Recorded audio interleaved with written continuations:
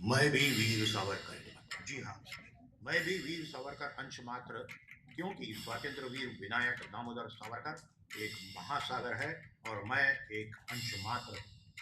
परमपिता परमेश्वर और अपने माता पिता के आशीर्वाद से ये पहल जयोस्तुते प्रस्तुत मैं भी वीर सावरकर अंश मात्र की इस प्रस्तुति में मैं सावरकर भक्त नील माधव वसंत भुसारी आप सभी को सादर प्रणाम करता हूं और हार्दिक स्वागत करता हूं।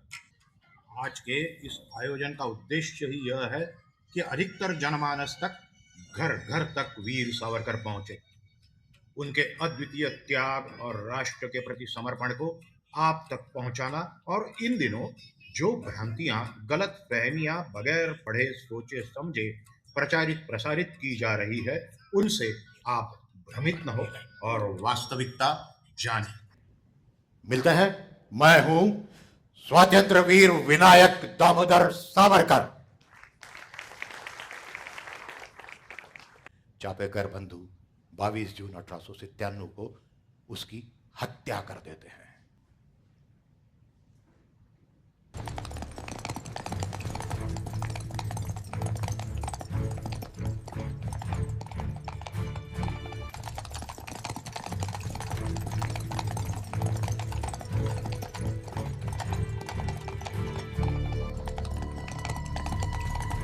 अरे गोंदे आला रे आला।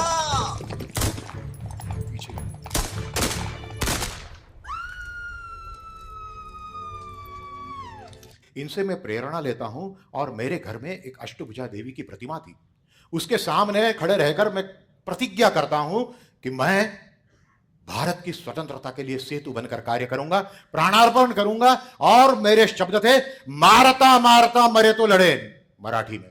हिंदी में मारते मारते मरने तक लड़ूंगा। मुझे कपड़े चाहिए एक बैलगाड़ी भर के। मेरे दोस्त पुणे जैसे शहर में बैलगाड़ी भर के कपड़े इकट्ठा करते हैं और विदेशी कपड़ों की होली 7/10/1905 को लकड़ी पुल के नीचे पुणे में जला दी जाती है। यहाँ पर मैं जहाँ रहता था वहाँ पर लिखा हुआ है कि सावरकर जी यहाँ पर इस समय रहते थे, और ये कमरा अभी भी लंदन वालों ने सुरक्षित रखा है। सिख धर्म का इतिहास लिखा और वो इतिहास भारत मैंने पहुँचाया पब्लिश होने के लिए, छपवाने के लिए। रिवाजानुसार इतिहास जब्त हो गया। ब्रिटिशर्स भारत पर, नागरिकों पर कितने अत्याचार कर रहे हैं। एक गैलिक ऑफ अमेरिका का न्यूज़पेपर था जिसमें मैं ये खबर छपवाने का प्रबंध करता हूँ। खबर छपती है, उसका कई भाषाओं में अनुवाद होता है, रशियन, पुर्तगीज और कई भाषाओं में अनुवाद होता है, और ये खबर विदेशों में पहुंच जाती है। और भारत देश का ध्वज ही नहीं था। मेरे द्वारा बनाया हुआ ध्वज वहाँ पर फहराया जाता है और मैडम कामा को अनुमति मिलती है ध्वज फहराने के बाद में कि अब आप वहाँ पर अपना भाषण दे सकते हैं। ये ब्राउनिंग रिवॉल्वर का चित्र है। इसके साथ में मैं व्याख्यान को, इस प्रस्तुति को जोड़ते जाऊंगा ताकि आपको लिंक लगती रहे इसकी।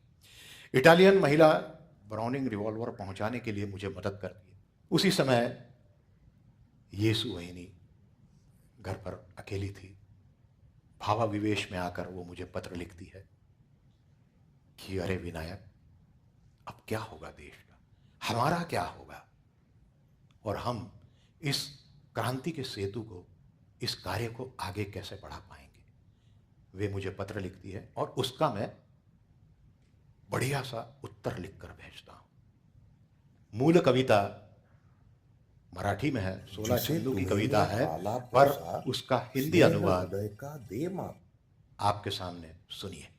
जिसे तुम्हें ने पाला पोसा, स्नेह हृदय का दे माता सा, वत्सल भाभी तव चरणों में नतमस्तक नवकलिका सा, ईश कार्य हित वंशलता, मिट जाए तो मिले अमरता, दिग दिगंत को करे सुगंधित, जनहित का शुभ ध्येय सदा। भारतीय स्वतंत्रता संग्राम का एक और सुनहरा पहलू, मदनलाल धिंग्रा। भावातिरेक में मेरे आंखों से अश्रुधारा बह निकलती है और एक अजरा अमर काव्य का जन्म होता है 10/12/1909 को।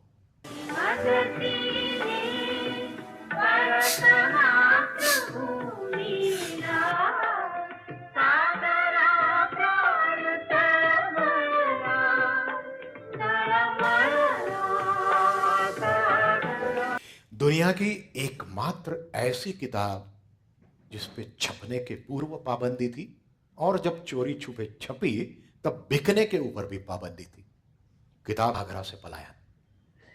शायद उसी से प्रेरणा लेके मेरा एक हमशक्ल तैयार किया जाता है। योजना यह बनती है कि मैं जिस कार में हूं, वाहन में हूं, उसे रोका जाए, मुझे उसमें से उतारा जाए, मेरे हमशक्ल को वहां बिठाया जाए और मुझे तुरंत भगाकर एक बोट में बिठाकर दूसरे देश के लिए रवाना कर, समुद्र में छलांग लगा देता हूं।